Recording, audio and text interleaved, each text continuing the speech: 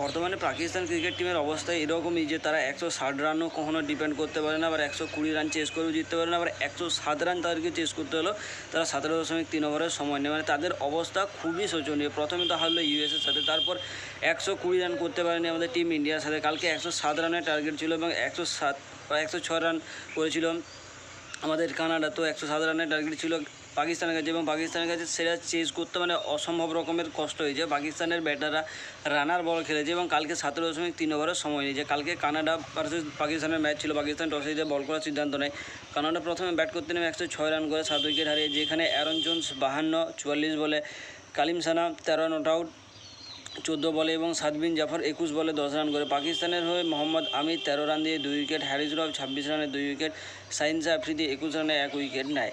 তো পাকিস্তানের কাছে টার্গেট ছিল 107 রানে, যেটা খুবই ইজিলি চেস হয়ে যাওয়া দরকার ছিল। কিন্তু পাকিস্তান এতটাই দুর্বল হয়ে পড়েছে যে প্রত্যেকটা ছোটো টিমও তার কাছে বড় লাগে, আর বড় টিম তো তার কাছে মানে ধরাছোঁয়ার বাইরে চলে যায়। তাও টিম ইন্ডিয়াকে তারা খুবই ভালো রকম বোলিং করার পর 120 রানের মধ্যে আটকে দিতে সক্ষম হয়েছিল। তো কালকে পাকিস্তানের ব্যাটারদের মধ্যে সর্বাধিক রান করে মোহাম্মদ রিজওয়ান।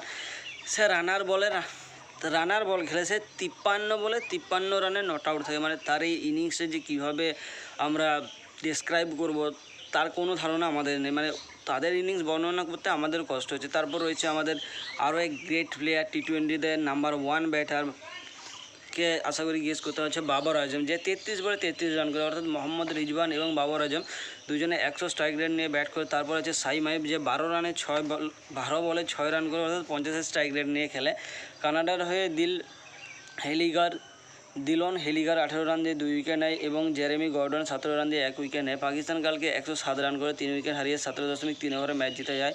অর্থাৎ পাকিস্তান হাতে 7 উইকেট এবং 15 বল থাকতে থাকতে ম্যাচ জিতে যায়। এবং পাকিস্তানের যে ব্যাটিং লাইন আপ হয়েছে ভাই, হ্যাটস অফ তাদেরকে। তোমরা এরকম হলে ক্রিকেট খেলাই বন্ধ করে দাও, কারণ তোমাদের বোলাররা তোমাদের ব্যাটারদের থেকে বেশি রান করছে। তো